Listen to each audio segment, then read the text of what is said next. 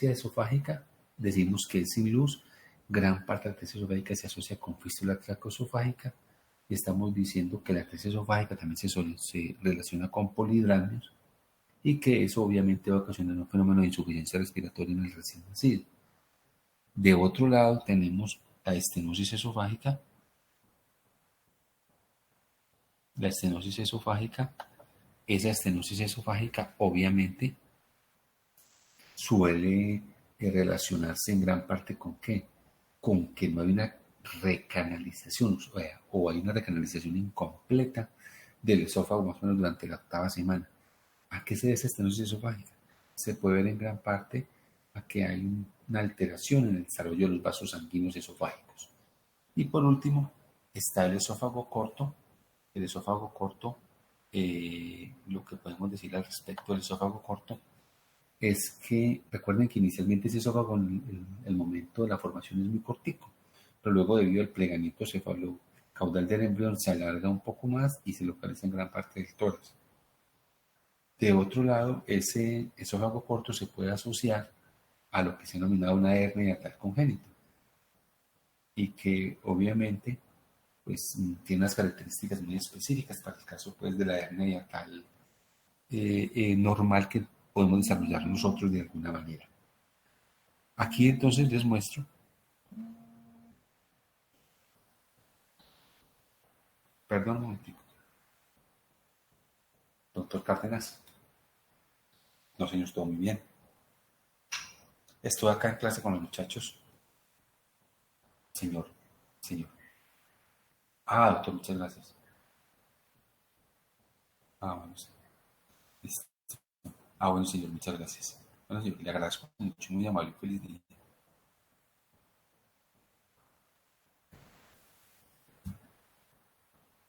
Bueno, entonces eso es lo que hay. Acá hay diferentes tipos de atresias y fístulas que luego pueden verse pues acá como en este gráfico que se pueden ver, ¿no? Diferentes fístulas y atresias.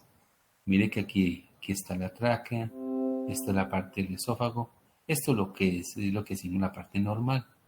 Aquí únicamente lo que tenemos son atresias, ¿sí? Y mire que no se comunica la porción proximal con la porción distal. Aquí tenemos fístula, se comunica la parte traqueal con el esófago. Entonces, cuando el niño degluta alimento entra acá, pasa y se va hacia la cavidad abdominal. Aquí tenemos dos fenómenos. Aquí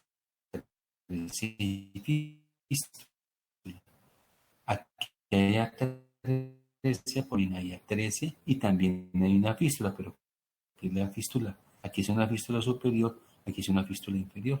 Y aquí tenemos, mire, una atresia esofágica, tenemos una fístula superior y tenemos también una fístula inferior. Bueno, esa es como en esencia esa parte. Aquí otra cosa de atresia esofágica. Pues ahí está muy claro que se asocia con fístula hasta el 85% de los casos. Se produce por desviación del tabique traqueosofágico en dirección posterior. Es el resultado de la separación del esófago del tubo laringotraqueal, que es el que logra pues como observarse más acá. Listo, acá está el esófago y aquí está la fístula. La flechita está señalando cómo se está comunicando acá. Esto es la tráquea, por acá está en la parte de los pulmones. La otra cosa que les mencioné ahorita era la estenosis esofágica, que es un estrechamiento del esófago. ¿Dónde se produce eso? Se produce usualmente en el tercio distal del esófago, como ya se les dije. Y aquí está, esta es la parte que está estenótica. Siempre que en la parte estenótica vamos a ver una porción proximal que puede estar muy dilatada porque es la lucha que genera la parte proximal con la parte distal para resolver esto. Y la parte distal, esta parte distal es un poquito más estrecha, está menos distendida que la anterior. Esto es estenosis. Entonces, estenosis, para que les quede claro, cierre de la luz, correcto. Resultado de la canalización incompleta del esófago durante la octava semana. El fracaso del desarrollo de los vasos sanguíneos esofágicos del área afectada. Por lo tanto, se atrofia la pared de un segmento del esófago. Esta es la que más, la parte distal y la parte proximal se dilata un poco más. Bueno, yo creo que Hasta ahí creo que vamos con esa parte. Aquí tenemos también esta gráfica, me parece que es muy interesante. Miren lo que es normal, aquí va el esófago, por aquí estaría el tabique tracoesofágico, por aquí está el esófago, por aquí está la tráquea, eso es lo que es normal. Aquí, ¿qué tenemos? ¿Qué me dice? ¿Qué me dice esto que señalo aquí de amarillo? ¿Qué es? ¿Una atresia o una estenosis?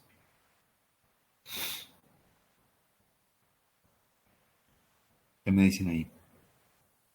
Atresia, doctor. Ah, correcto. ¿Y aquí abajo qué esto será? ¿Una fístula? Exactamente. ¿Aquí qué tenemos? Otra fístula, ¿cierto? Aquí tenemos una fístula superior y tenemos aquí abajito una atresia. Mire cómo está repartido en términos de porcentaje. Entonces, resumimos. Esófago, atresias, fístulas, estenosis y esófago corto. Eso es lo del esófago en general. 5 cosas de manifestación de ese tipo de niños. Al momento del nacer, estos niños, si estamos frente a una atresia, pues obviamente va a haber dificultad para el alimento. El niño va a consumir el alimento, la leche, y luego la va a expulsar rápidamente. Va a presentarse un fenómeno de mesis o de vómito relacionado básicamente con eso, porque no puede pasar. ¿Cómo nos damos cuenta? Cuando el niño, al momento de nacer, le pasamos una sonda nasogástrica y la sonda no puede avanzar, la sonda se queda y no puede pasar. Para el caso de las fístulas, pues, ¿qué vamos a tener? A ver, ¿qué pasaría el niño cuando tiene una fístula y le damos alimento? Cuando la madre comienza a darle alimento, ¿cuál es la primera manifestación del niño si probablemente hay una fístula? ¿Todos, doctor?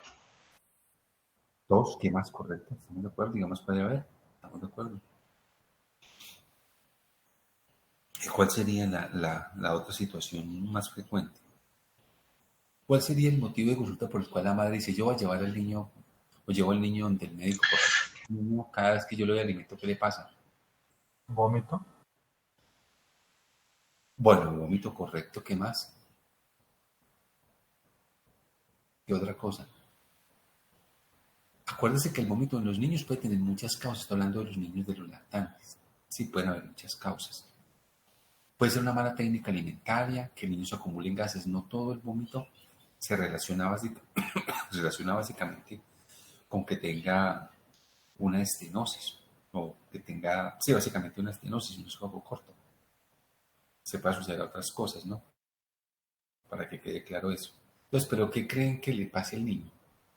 ¿Qué le puede más pasar? Bueno, también le puede pasar al niño con estenosis, pero con fístula, ¿qué es lo más frecuente que puede pasar? Ya me dijeron tos, de acuerdo. Por ahí va la otra parte. ¿Qué más puede pasar? ¿Qué más? Cuente, a ver, ¿qué se les ocurre a usted? ¿Una neumonía? Neumonía, pero ¿qué más? Muy bien. ¿Qué más? ¿Dificultad para respirar, doctor? ¿Cómo? Dificultad para respirar. Digamos que al respirar se pone todo rojo. Sí, puede ser, pero lo más importante de todo eso que es, lo más importante es que el niño genere tos, dificultad respiratoria. Ahora, puede haber algo de vómito, no es lo más usual, pero lo que más se ve es tos, dificultad respiratoria, recién que usted le da el alimento.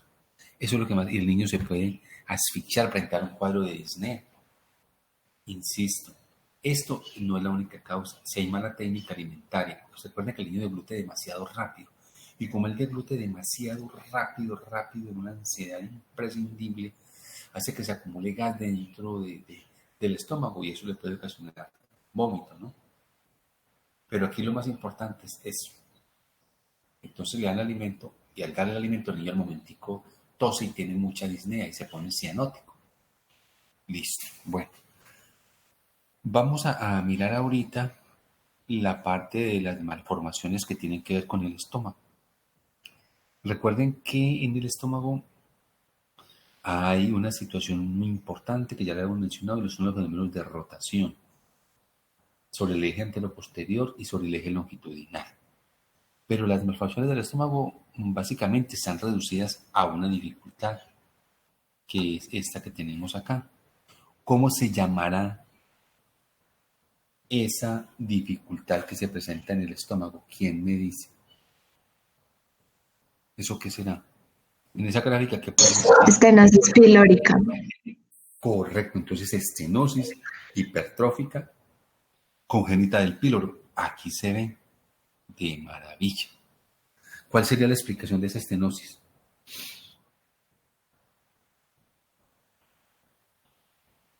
Nosotros ahorita mencionamos una causa de estenosis esofágica. Aquí, ¿cuál sería la explicación?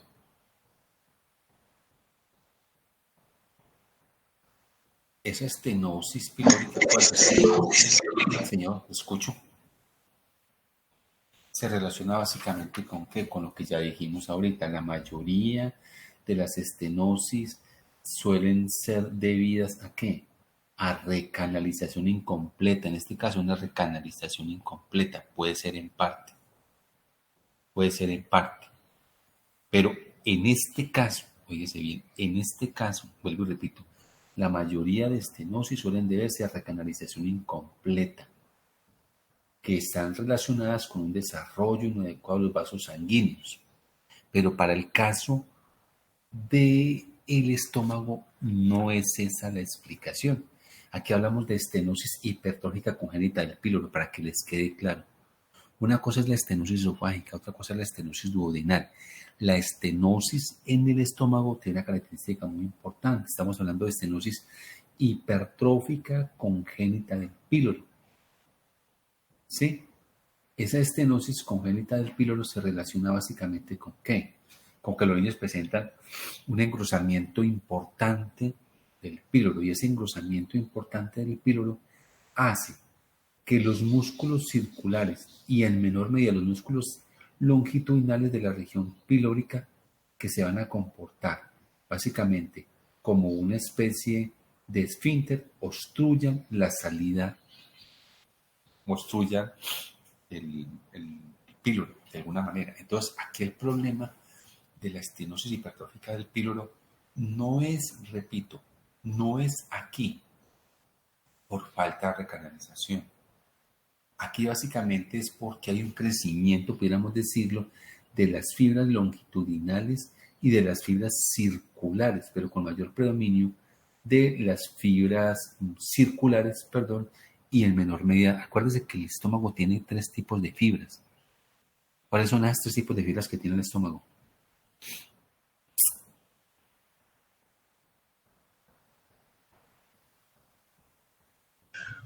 Oblicuas, circulares y longitudinales. Exactamente. Entonces el problema en la hipertrofia del píloro es porque hay una hipertrofia de los músculos circulares y en menor medida de los longitudinales en la región pilórica. Eso es lo que pasa acá. Listo. Aquí se ve pues en el gráfico, ahí esto es de Adams, que saca hasta lo que quiere. Bueno, listo. Aquí se ve muy bien, mire, ve. Aquí se ve la parte del píloro, entonces la alteración son las fibras musculares, listo. Hasta ahí, si yo les preguntase a ustedes qué manifestaciones tendríamos, ¿ustedes qué dirían? Distensión abdominal y vómitos. Distensión abdominal. ¿Y cómo sería el vómito de acá comparado con el vómito de la estenosis esofágica? Blanquecino. Sí, porque acuérdense que ya tenemos efecto de la acción enzimática de acción enzimática de las secreciones presentes en el estómago. Listo. Aquí algunos lo asumen como una leche cortada, por decirlo así de alguna manera. Sobre todo en el caso del niño por el efecto que tiene la renina, ¿no es cierto? Como proteína, que va a hidrolizar gran parte de las proteínas. Y obviamente el vómito puede ser un vómito más tardío o más temprano.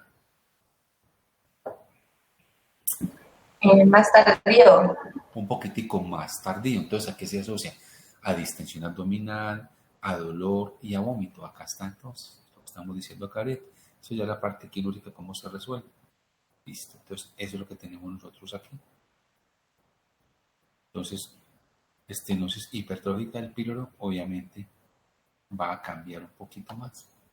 Aquí ya pasamos a hablar, entonces, de lo que va a pasar con el duodeno. Entonces, en el estómago lo único que hay es la estenosis hipertrófica del píloro, ya lo mencionamos nosotros, con relación a las fibras, se suele asociar a lo que se ha denominado vómito en proyectil, tratamiento habitual, entonces consiste en eliminar obviamente la estenosis. Aquí la causa no es por problema de vasos sanguíneos, aquí la causa es el crecimiento de las fibras. Bueno, vamos a ahorita aquí a mirar, ahorita vemos esta parte que es importante, pero veamos un poquitico lo que le pasa al duodeno.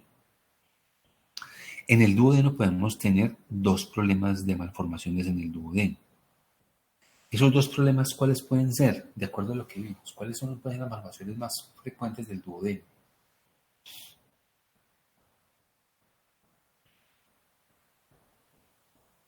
El duodeno, ¿qué puede haber? Que se parece al esófago. Puede haber estenosis duodenal y puede haber atresia duodenal. ¿Listo? Estenosis duodenal y atresia duodenal. Esta gráfica que les muestro acá, ¿qué habrá acá? ¿Estenosis o atresia? Según la gráfica.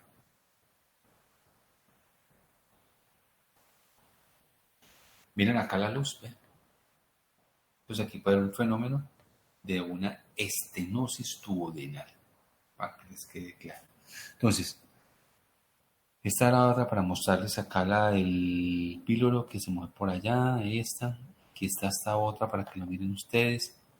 Bueno, es que nos pasamos por acá a ver. Bueno, vámonos por acá. Aquí estamos aquí con la parte del duodeno. Bueno, entonces la estenosis duodenal, básicamente lo que hay, como el nombre lo dice, una oclusión parcial de la luz del duodeno. La misma situación de la estenosis es una recanalización incompleta del duodeno. Acuérdense que esos fenómenos de recanalización se llevan a cabo por parte de vacuolas, o sea, hay una vacuolización inadecuada. La vacuolización inadecuada en la parte del duodeno. No deben ustedes olvidar en esos elementos que estamos hablando de recanalización inadecuada, es necesario que tengamos en cuenta algunos elementos nosotros. ¿Como qué elementos? Con que esos fenómenos se relacionan con otra situación que les quiero pues como mostrar por acá. A ver si ustedes lo recuerden de manera clara para retroalimentar un poquitico ese proceso. Vamos a ver si por acá encuentro.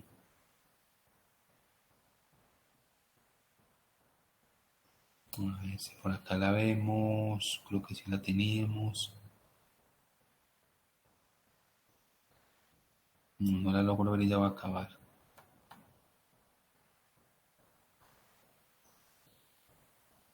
Les puedo mostrar por acá. Bueno, si no me va a tocar regresar.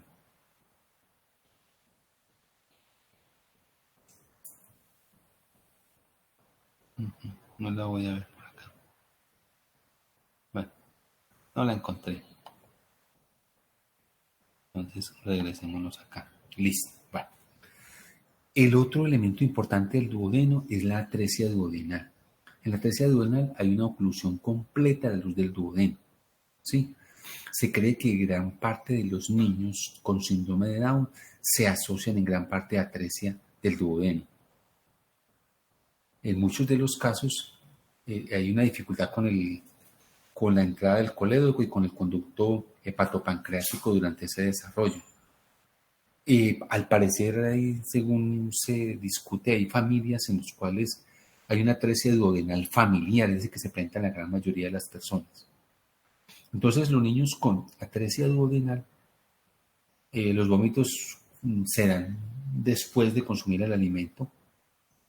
Generalmente, yo les pregunto a ustedes, ¿cómo diferenciaría uno un vómito de un niño de una estenosis hipertrófica del píloro al vómito de un niño que tiene una atresia duodenal? A ver, ¿quién me dice qué cosas, viendo uno el vómito, le piden ayudar a uno?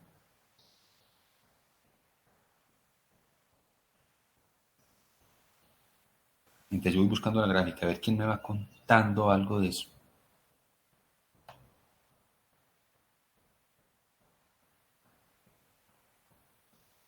¿Quién me cuenta algo de eso? A ver, ¿cómo haría uno para establecer? Doctor, en ese vómito no habría presencia de líquido biliar. Exactamente. Hay la presencia de bilis, naturalmente. Eso es lo que tenemos. Hay la presencia de bilis. Entonces, las atresia duodenales, los vómitos comienzan en horas después del nacimiento, causan distensión abdominal y obviamente de alguna manera con relación a estos entonces se suelen asociar a síndrome de Down y a otras características importantes. Esta estenosis duodenal también, o más específicamente la atresia duodenal, también se relaciona con polidrasmia. Entonces ya tenemos la atresia esofágica y la atresia duodenal se asocian con polidrasmios. ¿Y por qué se asocian con polidrasmios? Porque el niño degluta el líquido amniótico, pero ese líquido amniótico no alcanza a continuar el tránsito a nivel intestinal y por eso se produce polidrasmios. Hay varios estudios de radiológicos con medios de contraste que permiten pues como evidenciar esa situación. Entonces, estenosis duodenal, atresia duodenal. Estenosis duodenal, falta de recanalización que se lleva a cabo a nivel del duodeno. Y en la atresia duodenal, pues ya dijimos que la atresia duodenal se presenta en los niños con Down, puede haber atresia duodenal familiar, se asocia a polidrasmios, a distensión, y el vómito que se presenta es un vómito teñido básicamente de bilis. Bueno, listo. Vamos a pasar a mirar ahorita algo muy importante, esto de la estenosis hipertrófica del píloro, algo muy importante, y es lo que tiene que ver con dos fenómenos que ocurren a nivel de la pared abdominal importante, que creo que ya se los había mencionado a ustedes. Esos dos fenómenos tienen que ver con lo que se ha denominado la famosa gastrosquisis. ¿Quién de ustedes me puede recordar un poquitico respecto a qué es la gastrosquisis? En la zona donde está el vehículo de fijación, no se cierra bien la pared abdominal, Ajá. Entonces las vísceras pues se salen y quedan expuestas al líquido amniótico. Entonces lo que hay en la gastrosquisis, usted lo acaba de decir muy bien, lo que hay es un defecto que permite la salida de las vísceras abdominales hacia afuera. Esas vísceras que están allá afuera están bañadas obviamente por líquido amniótico. El término de gastrosquisis básicamente significa un estómago que está hendido, que está abierto, que está encruzado. Generalmente se suele producir más al lado derecho, lateral al ombligo, y suele ser más común pues como en el hombre. Eso es lo que denominamos las famosas gastrosquisis. Entonces gastrosquisis, repito, concretamente, hace alusión o significa un estómago que está abierto, como si el niño no tuviese pared abdominal y las vísceras estuvieran expuestas ahí. Ahí se ve de manera muy clara, expuestas al líquido amniótico, que ese líquido amniótico, vamos a ver, va a generar una serie de lesiones por el mismo pH que ese líquido amniótico tiene.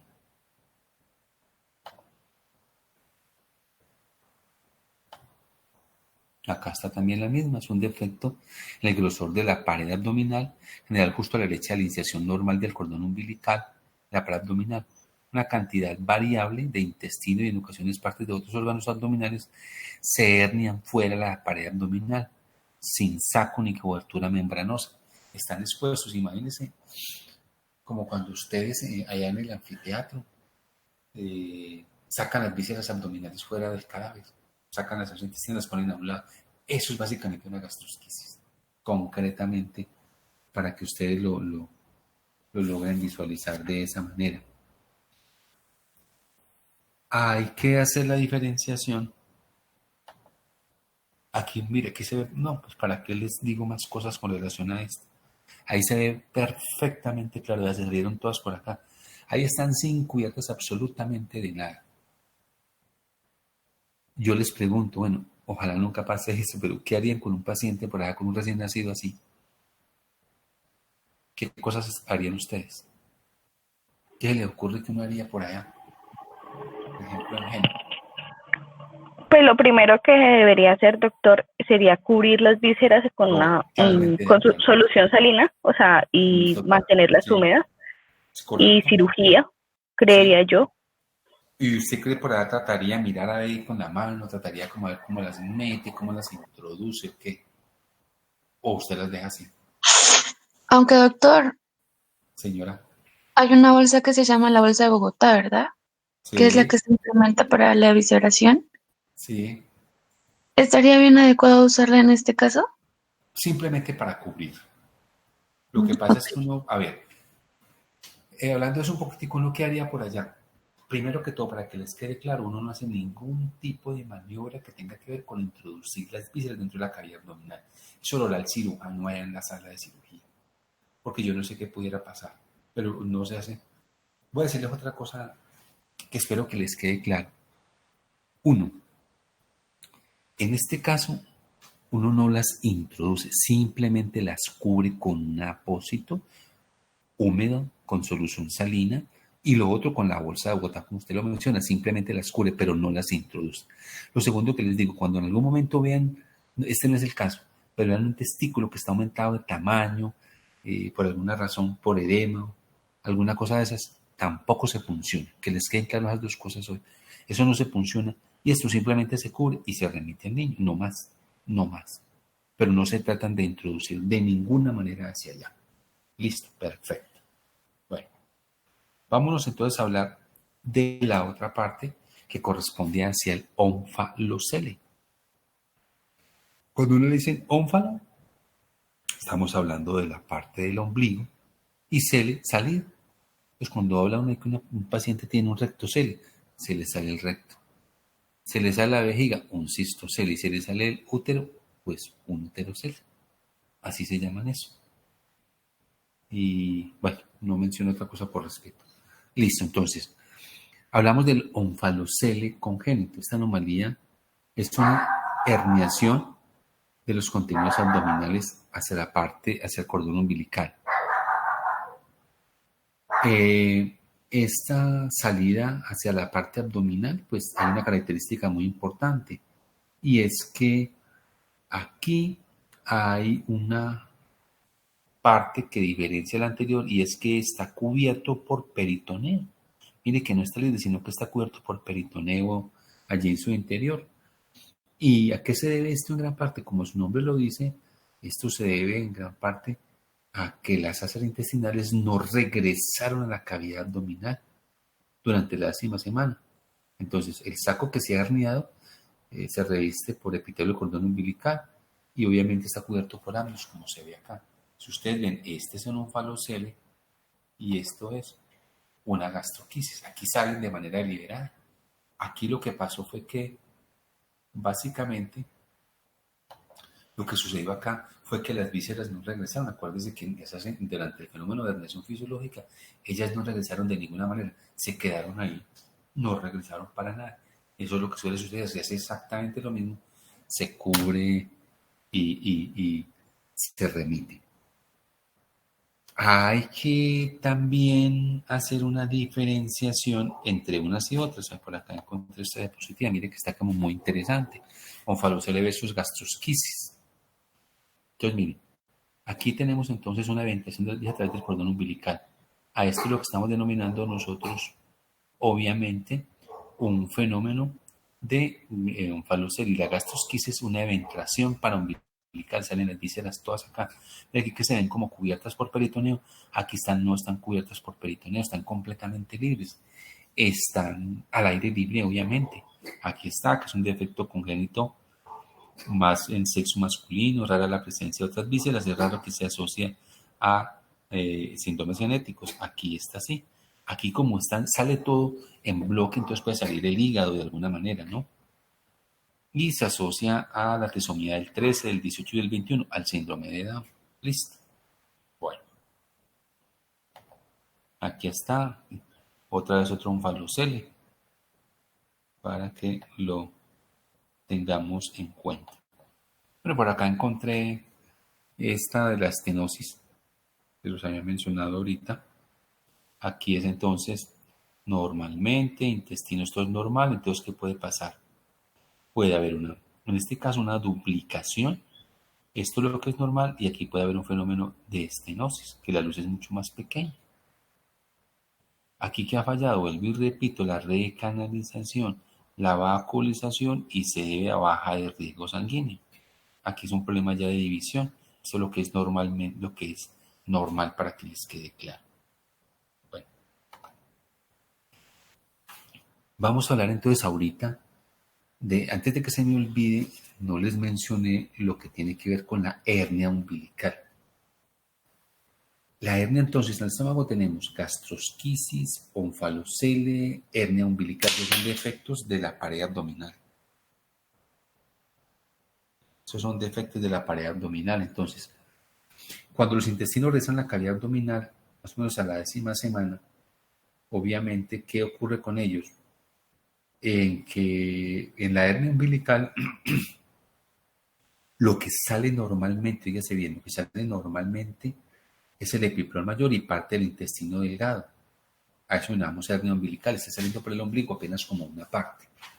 Pero lo que sale, repito, en la hernia umbilical es lo que sale por allí por lo general es el epiplón mayor y parte del intestino delgado. Obviamente, ¿cómo diferenciamos la hernia umbilical del onfalocele? La diferenciamos en que no alcanza el mismo tamaño que tiene el onfalocele, es mucho más pequeña, ¿sí?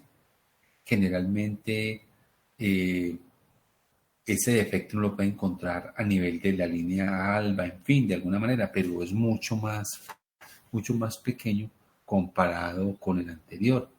Y en algunos de los casos, pues, puede repararse casi que por el cirujano sin necesidad de tener que intervenirlo de manera mayor al niño. Entonces espero que, repito, que nos quede claro respecto a la hernia umbilical. La hernia umbilical es cuando está saliendo, les repito, salen esas intestinales muy pequeñas, puede salir parte del epiplón mayor y está cubierta de tejido subcutáneo y piel. Eso es la hernia. A ver, no sé si ustedes han visto en algunas personas de pronto que en el ombligo les sale como una bolita y una protrusión. Eso es una hernia. Pero está cubierta por piel y tejido celular subcutáneo, para que les quede claro ustedes en ese sentido. A ver, les doy como otro ejemplo. No sé si alguno ha visto que en la piel, en el músculo, le sale como una especie de tumoración muy pequeña que nosotros llamamos lipoma. Eso es más o menos una hernia a nivel abdominal. Está saliendo allá, pero está cubierta por piel. Es decir, yo no veo vísceras, no veo nada. Está cubierta por piel y por tejido celular subcutáneo. Es una especie de protrusión que se suele dar en los niños, que se suele dar mucho en las personas ancianas, en fin, por efectos de la tos, por muchas otras cosas, y por debilidad de la pared. Eso es básicamente una hernia umbilical. Ahora veamos si podemos ver algo. Vamos a hablar ahora de la parte del páncreas para que vayamos avanzando. Respecto al páncreas podemos tener una agenesia. Cuando digo el término agenesia es que no se forma el páncreas. O tener un páncreas dividido, anomalía más frecuente, hasta el 10%, causa falta en la fusión de los sistemas de conductos fetales. Aquí podemos tener problemas con el conducto de Wilson. Dice que hay una estenosis relativa ocasionada por gran proporción. Bueno, aquí hay problemas para la secreción pancreática. Podemos tener un páncreas anular que ya lo vamos a ver, que es un anillo que se forma, un anillo de tejido pancreático normal en forma de banda que va a rodear gran parte del duodeno. Y podemos tener un páncreas ectópico, que es el crecimiento de tejido pancreático por fuera del páncreas, que se puede sembrar en otras partes, que no es tampoco tan infrecuente del todo. Entonces, agenesia, no se forma el páncreas dividido, que tiene que ver con la formación inadecuada de los conductos pancreáticos. El páncreas anular es un anillo que forma el páncreas alrededor del duodeno. Y el páncreas ectópico, que es tejido pancreático que crece en otros sitios diferentes a donde debe estar. Bueno, aquí tenemos entonces una yema pancreática bífida. Aquí está el páncreas. Recuerden que este es el páncreas dorsal, el páncreas ventral. Pues aquí tenemos este aquí, pancreática bífida, y acá tenemos. Aquí tenemos una yema pancreática dorsal, una vez que se da la rotación, y aquí tenemos en esta parte, aquí está obstruido lo que hemos denominado un páncreas anular. Mire, el páncreas viene y envuelve aquí al duodeno, páncreas anular, porque envuelve al duodeno. Y el páncreas divisum, dice, se origina cuando la unión de la porción antral y dorsal se realiza en forma anómala. Bueno, en un 20% de las personas, y de estas pueden desarrollar pancreatitis, no es como lo más frecuente. Entonces, a eso es lo que hemos denominado un páncreas diviso. Es decir, que se forman, no hay como una separación entre las llamas ventral y las llamas dorsal. O más bien por el contrario, sí, hay una división muy entre unos y otros, están como muy independientes. Aquí tenemos entonces como diferentes situaciones respecto a lo que puede pasar con el conducto pancreático. Aquí entonces hablamos del páncreas diviso. Aquí estamos hablando, aunque aquí no se nota también de aquí de que es funcional. Aquí no hay ninguno que nos muestre páncreas anular. Entonces, respecto al páncreas, entonces podemos tener ese tipo de alteraciones que acabamos nosotros de mencionar con relación a eso. Hay otra parte interesante con relación a lo del páncreas y tiene que ver con lo siguiente. Yo se los había dicho a ustedes de alguna manera, el tejido pancreático accesorio básicamente es crecimiento del tejido pancreático en sitios diferentes al páncreas. Entonces, ¿dónde puede crecer este tejido pancreático accesorio? Puede crecer obviamente en el estómago, puede crecer en el duodeno, en el divertículo ileal. Ahí puede sembrarse tejido pancreático, que no es un sitio normal para que se siembre páncreas. Respecto al páncreas anular que acabamos de mencionar nosotros, ese páncreas anular, para que lo tomemos acá un poquito, que es el que tenemos acá nosotros, respecto a ese páncreas anular, ¿qué podemos decir? Que es una banda de tejido, obviamente, que proviene del páncreas, que está enviando al duodeno. Obviamente, tenemos que tener en cuenta que el bloquear al duodeno va a producir un fenómeno podríamos decirlo como de inflamación. Y obviamente, ese fenómeno de inflamación puede ocasionar que se lleve, pudiéramos decirlo, alguna probabilidad de una pancreatitis. ¿A qué se debe eso básicamente, ese páncreas anular? Que pues haya un crecimiento más de la llama pancreática ventral y como crece tanto envuelva el duodeno en esa situación. Eso es lo respecto que tenemos ahí con relación a lo del páncreas. Voy a aprovechar para hablar un poquito, que no lo tengo allí, y es de lo que tiene que ver básicamente con la parte de la atresia biliar extrahepática. Regálame un minuto, por favor. Señora. Sí, señora.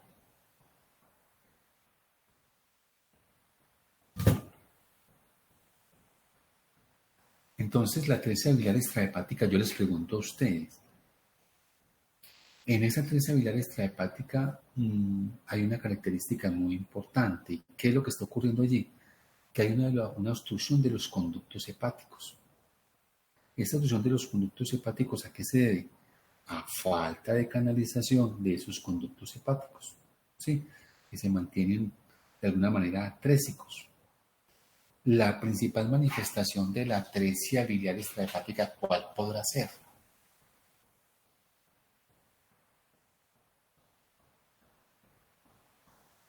¿Cuál será la manifestación de la atresia biliar? Un taponamiento en el conducto puede ser colédoco. Sí. ¿Qué más? ¿Y qué otra cosa? Bueno, no tanto en el colédoco. Bueno, sí, en el colédoco, extrahepática, correcto. Sí, tiene razón. La atresia biliar extrahepática porque va a ser intrahepática. ¿Y cuál sería la manifestación? Podría haber ictericia. ¿Podría haber qué?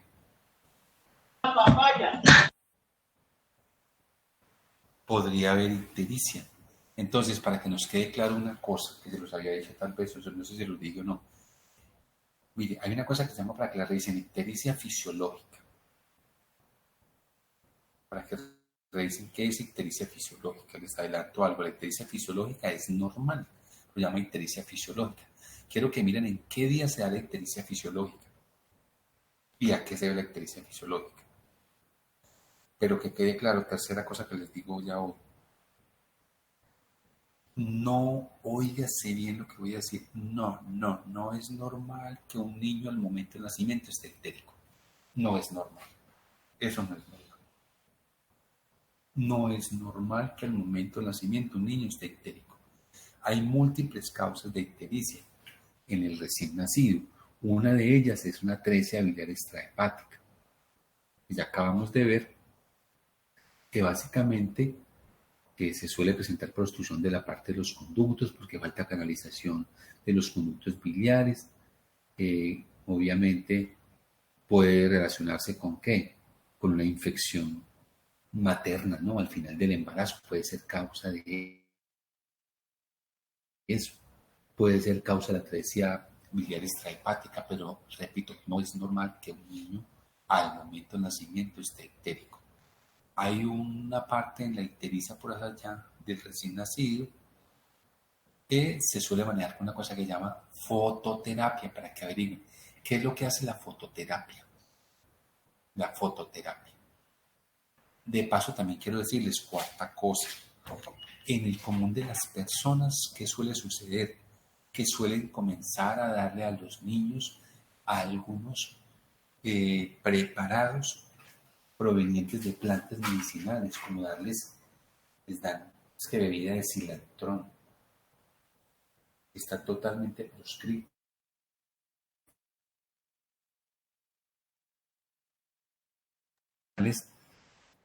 Son consideradas totalmente hepatotóxicas.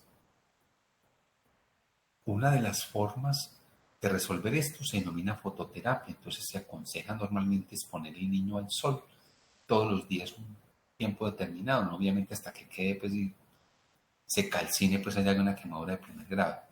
Entonces, cuando está muy ictérico, pues obviamente lo que hay que hacer es ese niño hay que remitirlo, analizar qué está pasando y dependiendo de la condición, si se sacan otras cosas, pues los niños son sometidos a fototerapia y mejoran con fototerapia.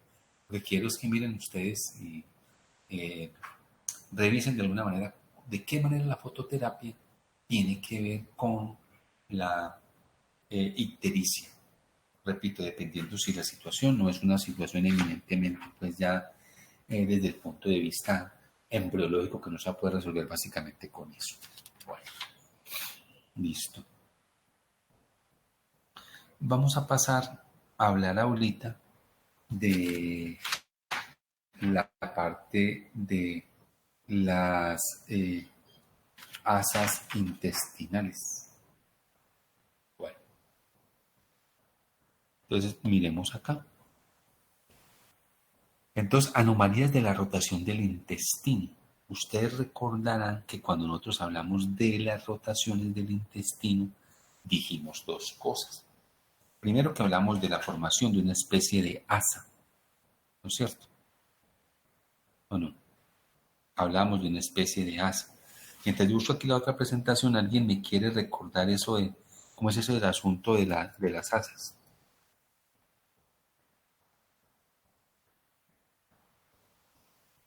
¿Qué es lo que pasa con esa asa intestinal primitiva? ¿Quién me quiere recordar un poquito sobre esa parte?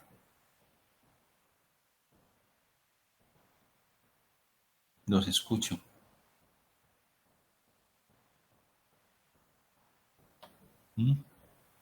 ¿Cuál es el intestino que tenemos con esa asa? A ver, ayúdenme. Doctor, hay una asa primitiva que tiene una rama caudal y craneal.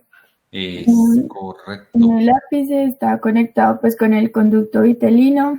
Sí, muy bien, muy bien. Cuando ya va saliendo, pues rota 90 grados. Y ya cuando se rota? ¿Cuánto rota en total? 270 grados. 270 grados. Aquí está nuestra asa, vea, acá está. Pues aquí tenemos entonces la porción craneal y la porción caudal del asa. Entonces va rotando. Recuerde que la rotación es la responsable de que tengamos el apéndice en el lado derecho, que la yema cecal está en el lado derecho, que el colon ascendente está en el lado derecho. Yo creo que les había mostrado esto a manera de recuerdo, qué es lo que va pasando con cada una de esas porciones. Por aquí está nuevamente, ya dijimos nosotros, aquí volvemos a ver otra vez. Este es un resumen de cómo, eso ya lo creo que lo habíamos visto en la diapositiva pasando, vamos a repetir. Y aquí este es el resumen final que les quería pues como mostrar, ¿no es cierto?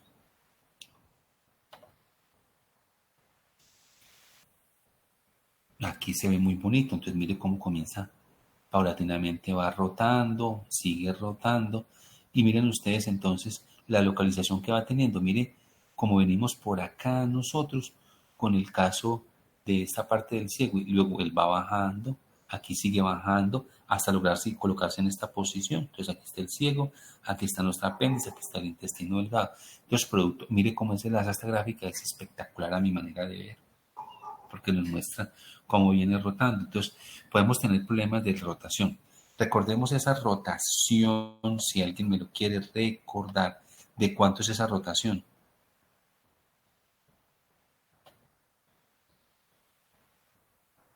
¿De cuánto es esa rotación? Esa rotación, recuerden ustedes, ¿es de cuánto? Es de 270 grados. 90 grados rota en el proceso de herniación fisiológica. Y los otros 180 los hace por fuera, eso lo habíamos dicho nosotros. Bueno, entonces, nosotros podemos tener, ya lo dijimos, problemas de rotación. Entonces, ¿qué puede ocurrir entonces? Podemos, primero que hay una falta de rotación del intestino. La falta de rotación del intestino, vamos acá, de problemas de rotación del intestino, ¿qué podemos tener nosotros? Entonces aquí tenemos que haya ausencia de rotación. Listo, no rotó. Pues esa ausencia de rotación, ¿qué trae como consecuencia? Que falta rotación del intestino. Pueden producirse una situación que es bastante llamativa y es esta. Aquí la ausencia de rotación puede ser que haga que el colon esté todo al lado izquierdo listo y el intestino delgado está al lado derecho. Problemas de rotación, número 1. Número 2. ¿Qué puede ocurrir en esos problemas de rotación? Aquí podemos tener entonces que haya una rotación combinada y se genere lo que hemos denominado un vólvulo. ¿Sí? Un vólvulo, ya se los había dicho, un vólvulo, ¿alguien me recuerda la otra vez que les dije vólvulo? Cuando yo decía vólvulo, ¿a qué me estaba refiriendo?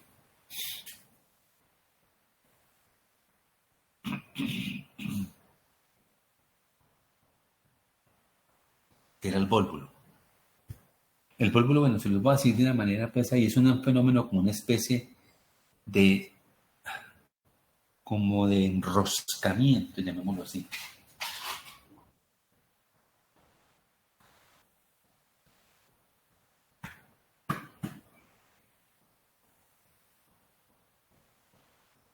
El vólvulo es un fenómeno de enroscamiento que hace el intestino, es lo que tenemos acá. Sí, es el intestino que se enrosca sobre sí mismo.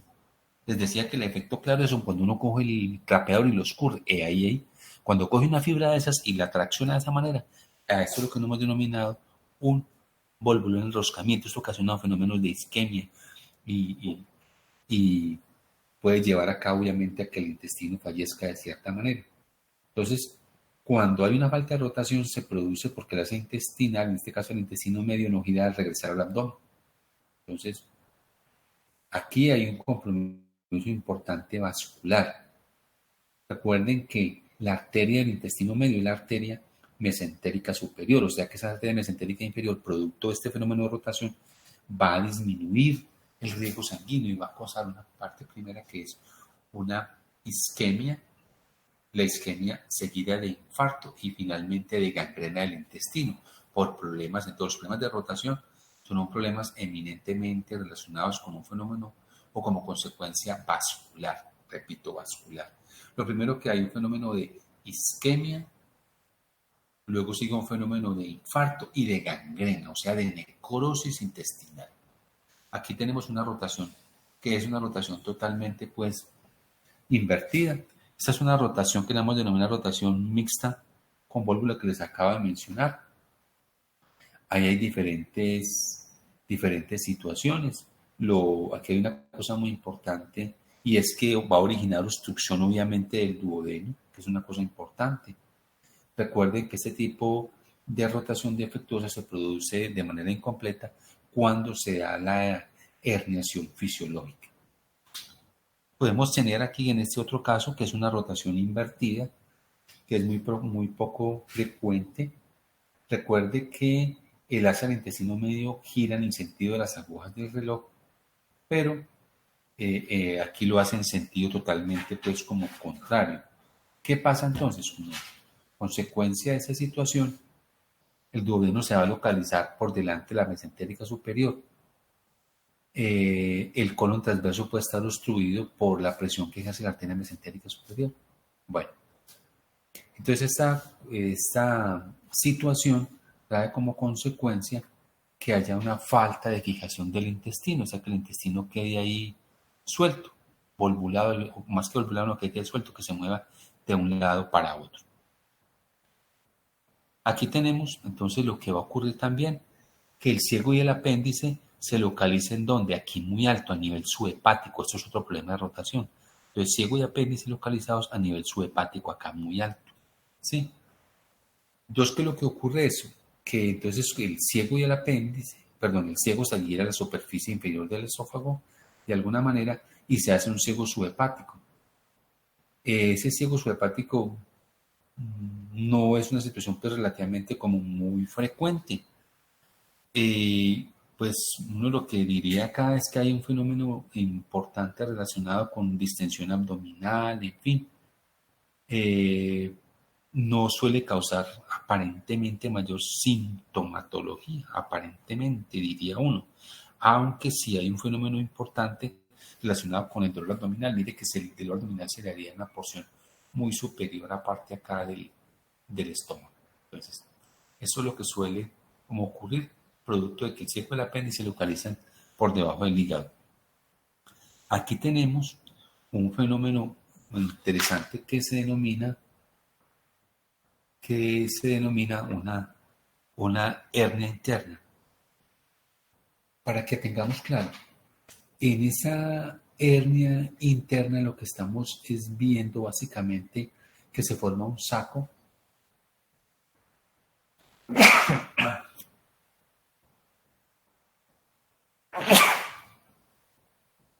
En el fenómeno de la hernia básicamente lo que hay es la introducción de una víscera dentro de otra, para que les quede como claro a ustedes.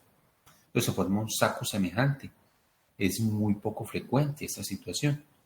Es más frecuente que si tengamos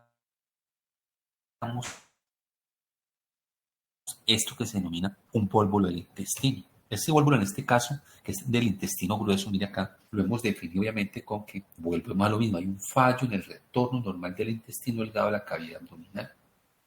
¿Sí? Y eso trae como consecuencia entonces que haya un fenómeno de obstrucción, que es lo que nosotros podemos tener acá. Aquí tenemos, viene acá, hay un fenómeno de rotación acá, de torcimiento, llamémoslo así. Entonces aquí ya no es el intestino grueso, delgado, sino el intestino grueso, el que tiene el vólvulo. Todo el vólvulo puede ser de intestino delgado o de intestino grueso. Entonces, este que es del intestino grueso va a ocasionar un fenómeno de obstrucción intestinal, que también lo hace el intestino delgado. Pero hay diferencias en la obstrucción de intestino delgado y de intestino grueso, que no es del caso mencionar. Pero aquí hay una cosa muy interesante. ¿Cuál sería la principal queja o cuál sería la principal manifestación de un vólvulo? ¿Cuál es el síntoma cardinal en la obstrucción de un vólvulo? ¿Qué es la principal situación de queja? ¿Quién me dice?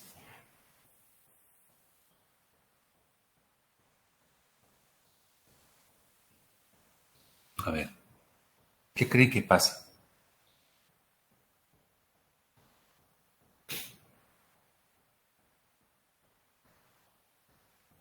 A ver, ¿quién me dice?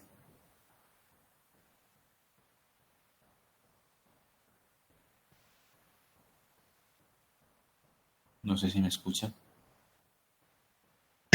Doctor, ¿se podría dar estreñimiento por la obstrucción? Correcto, se puede dar estreñimiento. Pero la causa más frecuente habrá dolor. Siempre que se dé una obstrucción, que la obstrucción comprometa el flujo vascular, la principal manifestación es un dolor de tipo isquémico, un dolor bastante severo. Es decir, uno puede vivir, nacer y vivir con eso. El niño se va a quedar de dolor, va a haber distensión abdominal, va a haber ausencia de posiciones. Es posible que en un principio no haya mayor problema porque el contenido de alimento es líquido y pueda pasar. Pero con el tiempo sí se va a generar molestia abdominal y la puede haber. La leche va a ocasionar un fenómeno que tiene que ver con la producción de CO2, ¿sí? Y esa producción de CO2, que nosotros tenemos ahí, en esta parte, pues, obviamente puede dar lugar a que haya dolor abdominal, a que haya isquemia, a que haya infarto y a que haya necrosis. La principal manifestación del cuerpo es el dolor. El dolor. ¿Cómo sospecha un niño que se queja permanentemente de dolor? Palpa el abdomen está duro, inmediatamente que lo toca se queja de dolor. Eso es lo más frecuente.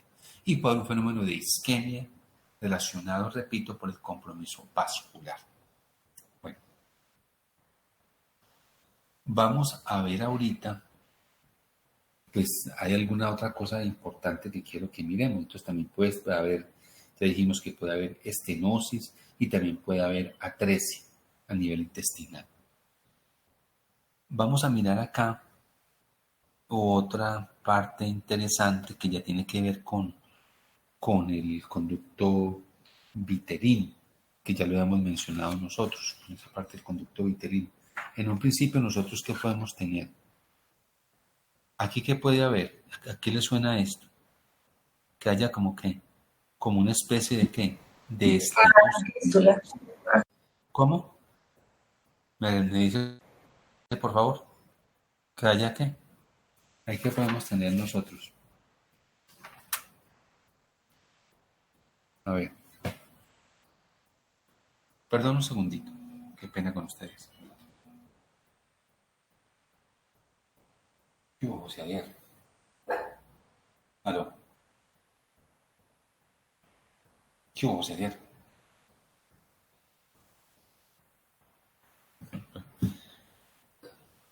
¿Quién me dice entonces qué podemos tener acá nosotros? A ver.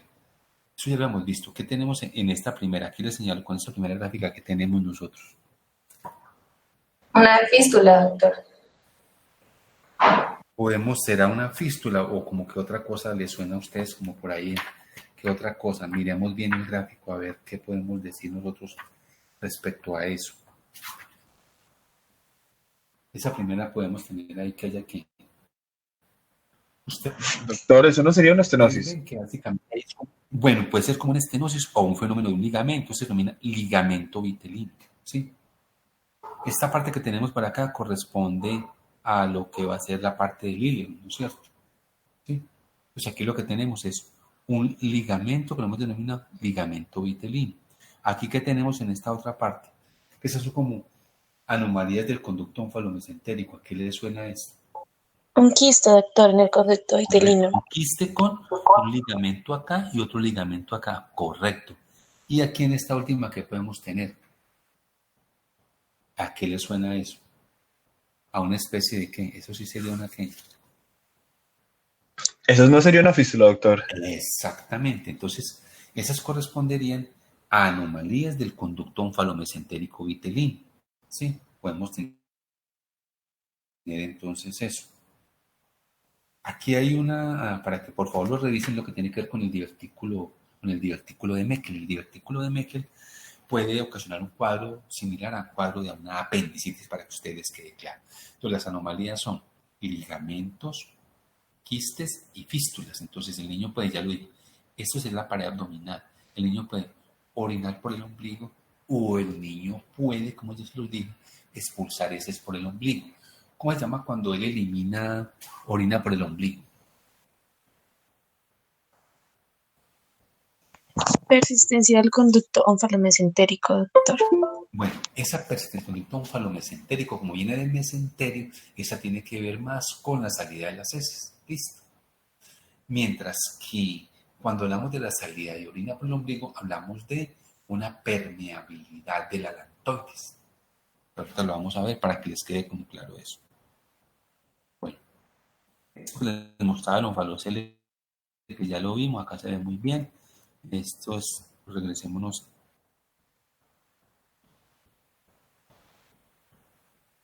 a la anterior. Listo, bueno, ya hemos hablado de esta parte, acá está, rotación, rotación reversa, rotación subhepática, acá el cerámica nos resume todo. Y vamos a ir mirando lo que tiene que ver con las malformaciones anorrectales. Esas malformaciones anorrectales pues tienen que ver básicamente con ¿qué? Con el intestino posterior. ¿Qué pueden darse allí? Se pueden dar dos cosas grandes, anorrectal. O sea, el intestino posterior pueden haber atresias y fístulas rectoanales. Atresias y fístulas rectoanales. 1, 2. Puede presentarse el ano imperforado. Y 3, el megacolon congénito. Eso es lo que vamos a tener nosotros ahí. Eso es básicamente. Entonces, podemos hablar, aquí lo tenemos, voy a dar este gráfico así lo podemos ver más grande. Aquí lo que nosotros podemos tener, entonces, aquí ya se ve muy bien. Malformaciones anorrectales. Atresia alta, que es esta, ¿ve? Mire que aquí hay atresia, porque esto es un saco ciego. Aquí también habrá una atresia rectoanal, pero que es bajita. Aquí podemos tener una atresia también. Esto que tenemos acá arriba, todos son atresias, ¿ve? Cuando usted tiene sacos cerrados, esto es atresia, atresia, atresia. Esta es alta, esta es un poquitico más baja. Y aquí vamos a tener nosotros atresia rectal con una cosa que se llama ano imperforado. Listo, atresias. Bajémonos acá para la de estenosis. Vamos a tener una estenosis anal. Aquí aparece también, aquí hay una estenosis anal. Y aquí también, aquí que tendremos una especie, ¿esto qué será? Esto que señalo acá, ¿qué podrá ser? Esto es una fístula, ¿sí? Fístula porque se comunica. Esto será el recto, aquí será una fístula, por aquí estará la vejiga, una fístula rectovesical. Aquí podemos tener con qué lo relaciona esto.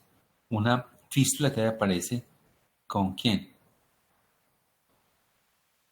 Acá, ¿qué podemos tener acá? Una fístula perianal. Bueno, voy a ver si en esta gráfica siguiente lo podemos ver como mejor.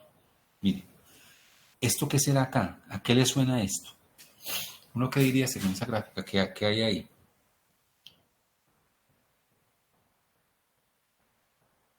El ano imperforado. Eso, correcto. Esto es ano imperforado. Mira, ano imperforado. Aquí viene el recto canal anal, listo. Está ano imperforado, aquí es antes y después, obviamente, de la corrección.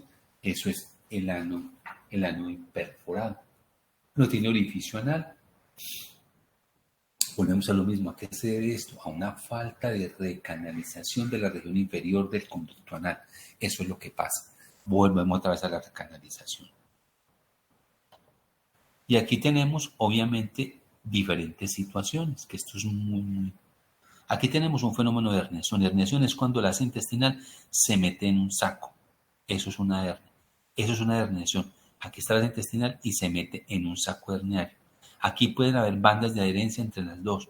Aquí una intususcepción, para que me lo entienda, la intususcepción es como usted, se los pongo bien fácil, como cuando usted coge su mano y la mete dentro de una bolsa. Eso es una intususcepción, meterse dentro de una bolsa. El vólvulo es cuando usted hace un fenómeno de rotación. Eso es lo que puede estar pasando allí. Listo. Entonces, vólvulo, rotación, intususcepción es que una se mete en otra.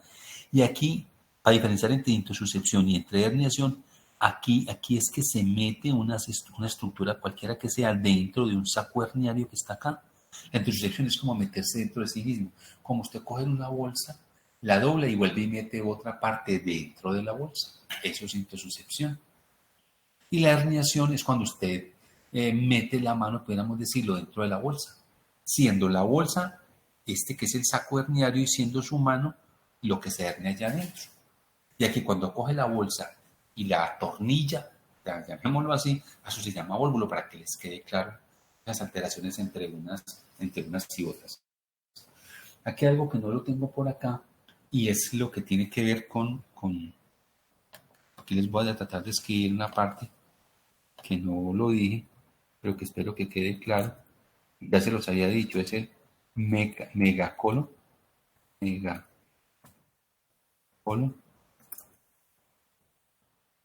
Lo que dije, el megacolon congénito, ¿recuerdan algo?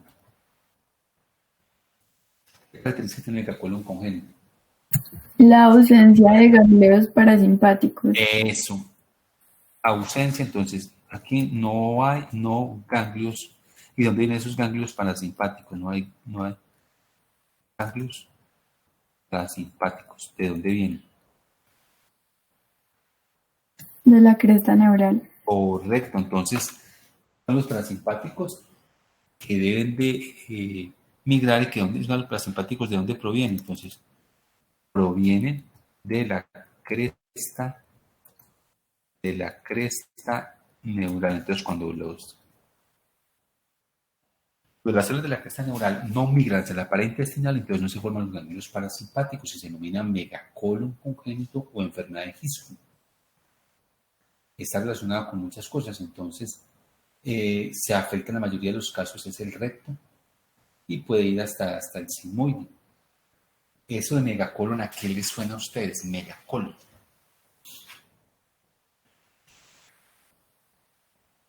¿A qué les suena eso como de megacolon? Que se aumenta de tamaño. Que se aumenta, obviamente, de tamaño.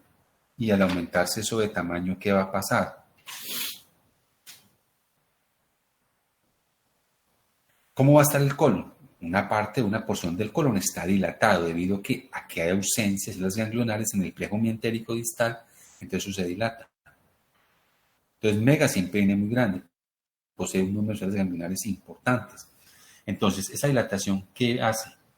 Que esa dilatación obviamente se relacione con ¿qué? Con falta del peristaltismo. Y al haber la falta del peristaltismo, en la mayoría de los casos, entonces, ¿qué suele ocurrir?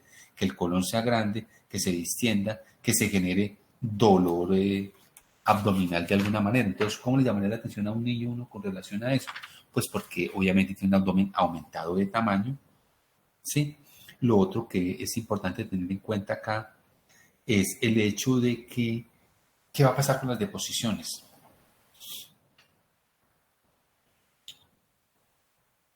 ¿Qué pasará con las deposiciones? ¿Quién me dice?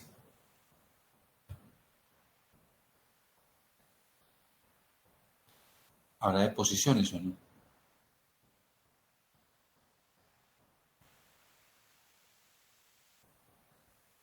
¿No escuchan? No sé si me logran escuchar. ¿Sí o no?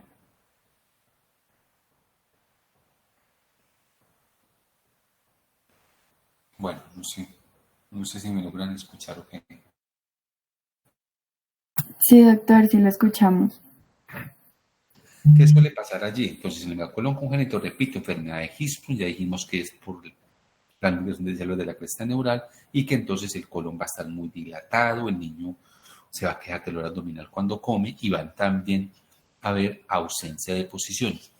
En este mecanismo puede darse de alguna manera, a ver, es posible que las personas tengan, en algunos de los casos, una cosa que llaman colon, que diferenciarlo del colon redundante, que es un colon demasiado grande. Y cuando ese colon es demasiado grande, un colon que se denomina redundante, las deposiciones se disminuyen. Esa es una causa grande de estreñimiento. Hay personas que pueden demorar 3, 4, 5, 6 días a causa de eso. Es tan largo el intestino, tan extenso, que la materia fecal circula de manera lenta. Y recuerden que mientras permanezca materia fecal en el colon no pierde el tiempo. ¿No lo pierde en qué sentido? En que todos los esfuerzos en el colon están dedicados en una mayoría, éramos grande, casi todo el tiempo, a generar fenómenos de absorción de agua. ¿Sí? Recuerden que en el colon no se produce ningún tipo de absorción de nutrientes. En el colon se forma la materia fecal y parte de esa se forma por que haya una gran absorción de agua. Eso es una situación que no resulta siendo tan frecuente. Y lo último es que podemos también tener, como ya lo vimos acá, en esto pueden haber, para terminar, unos fenómenos de atresias y estenosis. Yo puedo tener también una estenosis anal. El canal anal es estrecho. Obviamente, ¿qué puede pasar con eso? Que hay un tamaño que obviamente es muy reducido, y esa reducción de ese tamaño se traduce básicamente en que haya dificultad para hacer deposición. Y esa dificultad para hacer deposición, pues se va a traducir en qué cosa. Se va a traducir en algo muy importante, y es que la persona, para no hacer deposición, se tarda mucho tiempo en hacerlo, y eso trae como consecuencia entonces que al momento de hacer deposición, como la materia fecal, está mucho tiempo en el intestino grueso, al estar allí por mucho tiempo, ocurre que va a salir demasiado impactada, demasiado seca, y al salir demasiado seca esas heces, van a producir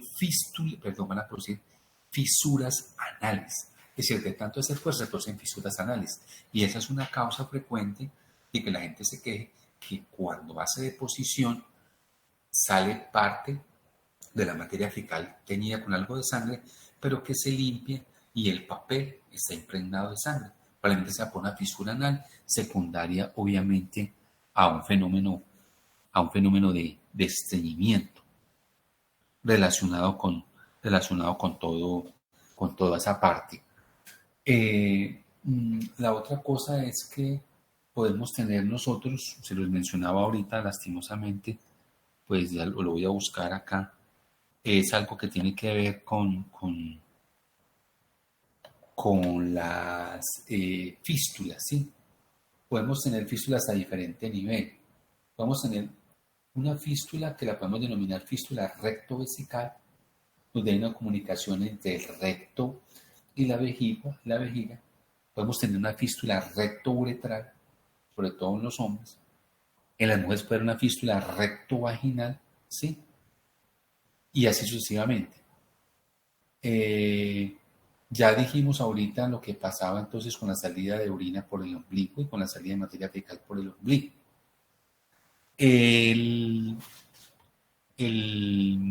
La materia fecal del niño suele denominarse, ¿cómo? ¿Cómo se llama la materia fecal del niño? ¿Quién sabe cómo se llama? ¿Cómo se llama la materia fecal del niño?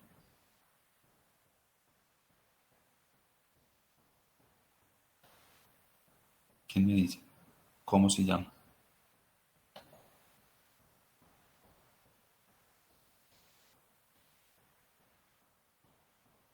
Nadie sabe cómo se llama la materia fecal del niño. A ver. Bueno, voy a bajar para que averigüen cómo se llama la materia fecal del niño. Eso tiene un nombre especial. Acuérdense que el niño dentro... Doctor, ¿Cómo? no se llama mecomio. Correcto, se llama mecomio. ¿Y de qué color es? Pues no recuerdo muy bien, creo que es de color verdecino, doctor. Es como de color verde, el mecomio es como de color verde. Exactamente, entonces también hay que mirar eso, a ver qué va a pasar. Cuando el niño está en la cavidad abdominal por alguna razón, no se lleva a cabo el proceso del nacimiento, eso se llama sufrimiento fetal, una salida es tener líquido que se denomina líquido meconiado, y es líquido con meconio. Normalmente el líquido amniótico no tiene, a ver qué le digo yo, mayor cantidad de meconio, que el niño cuando está dentro hace deposición, ese meconio se mezcla ya. O sea, lo que es de gluten, líquido amniótico, de gluten, líquido amniótico con meconio. Pero al momento del nacimiento, la presencia del meconio se llama líquido meconiado, no es normal, indica algo de sufrimiento fetal, que no se ha logrado llevar a cabo el trabajo, la parte del trabajo del parto. Bueno, no sé qué otra inquietud haya hasta allí. Bueno, más en esa parte. Hay muchas malformaciones, yo les quise mencionar como las más grandes. Las clasificaciones realmente no me interesan. A mí no me interesa la clasificación de la atresia, no. Lo que quiero que tengamos claro los conceptos de estenosis, atresias, fístulas, vólvulos, intususcepción, herniación, gastrosquisis, onfaloceles, en fin. Eso es lo que yo quiero que ustedes tengan como claro. Hay múltiples clasificaciones quirúrgicas, pero a mí eso no me interesa. Yo no. Lo que quiero es que miren las gráficas después en el libro de Moon, en el libro de Lachman, pueden revisar más o menos de qué se trata cada una de ellas, que eso es como importante, y cómo sospecharlas. Ya vimos que, para terminar aquí, me quiero recordar 3 entidades en los lactantes que produzcan vómito, relacionadas con el desarrollo embriológico. 3 que produzcan vómito.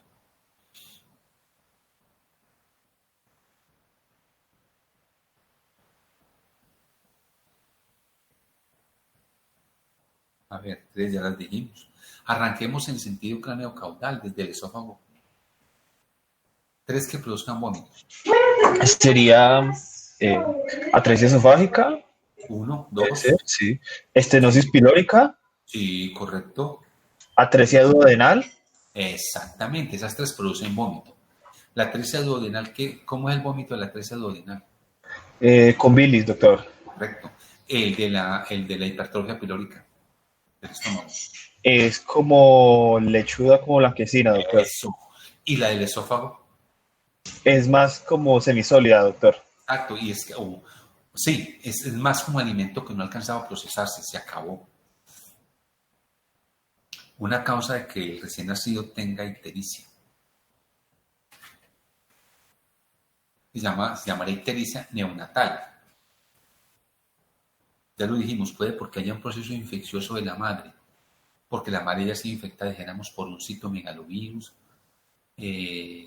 por ejemplo, por decir cualquier cosa, porque haya sido infectada la madre también por el consumo de algunas sustancias. Y la otra es porque tenga un compromiso de la atresia de los conductos biliares. Puede ser causa de eso. Y así vamos siguiendo adelante con cada una de esas cosas. Bueno, yo creería que como que hasta ahí está la situación. Yo creo que ahí ya pues como que terminaríamos. Ya quedan ustedes pendientes, es para la parte de la evaluación. No sé si en algún momento consideran importante reforzar alguna inquietud.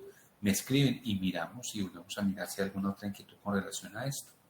Quedamos que para este estobo intestino, ese es el tercer parcial. ¿Hay cuarto parcial también o no? No te Sí, claro eso. pero es acumulativo, doctor. Este es el tercero y hay un cuarto también. Es el final, sí, señor. El cuarto es el final. El parcial que van a presentar ahorita es el tercero. Sí, señor, tercer parcial. ¿Hay un cuarto parcial o no hay un cuarto parcial? Sí, señor, cuarto parcial y es el final, o sea, el cuarto es el final.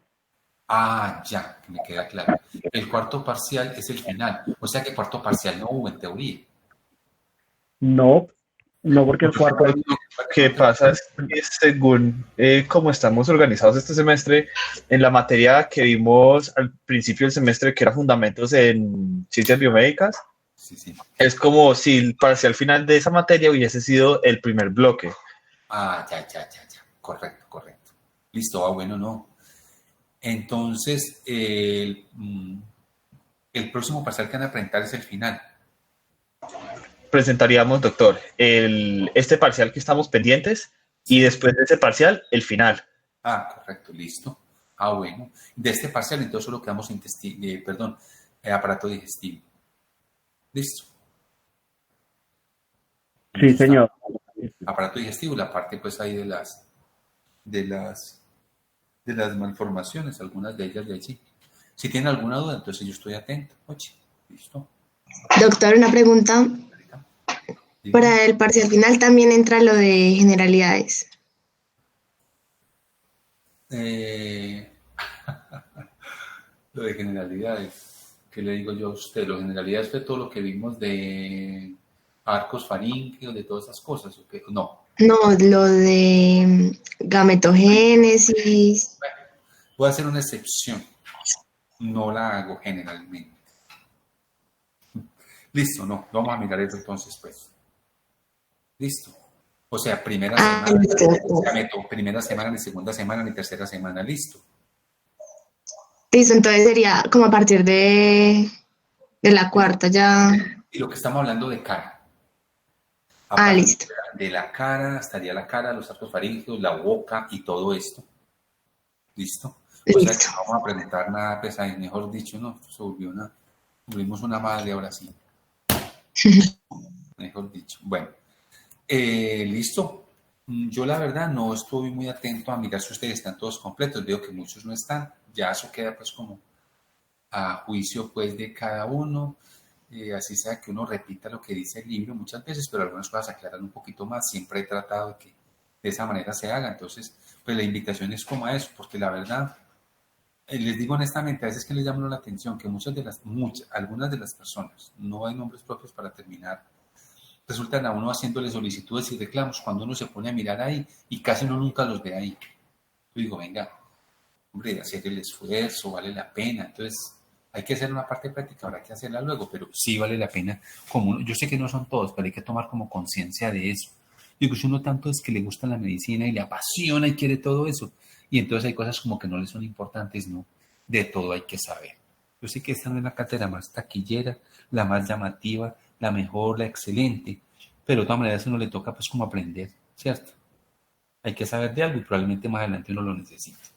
Entonces el llamado es como a esa parte. Entonces, no, listo, muchachos. Son las 9 de la mañana en punto, creo que hemos cumplido. Muchas gracias por la atención. Y entonces ya quedamos en eso. Entonces, en el próximo parcial, solo aparato digestivo y para el final, no vamos a tener en cuenta ni ovogénesis, ni espermatogénesis, ni nada de esas cosas, nada de eso. Arrancamos desde cara en adelante. Listo. O sea, ahí en cara están los arcos faríngeos y el resto de cosas, boca y todo lo del aparato digestivo y de estas malformaciones. ¿Estamos de acuerdo? Bueno, jóvenes. Sí, doctor, muchas gracias. Que tenga un feliz día. Bien, igualmente.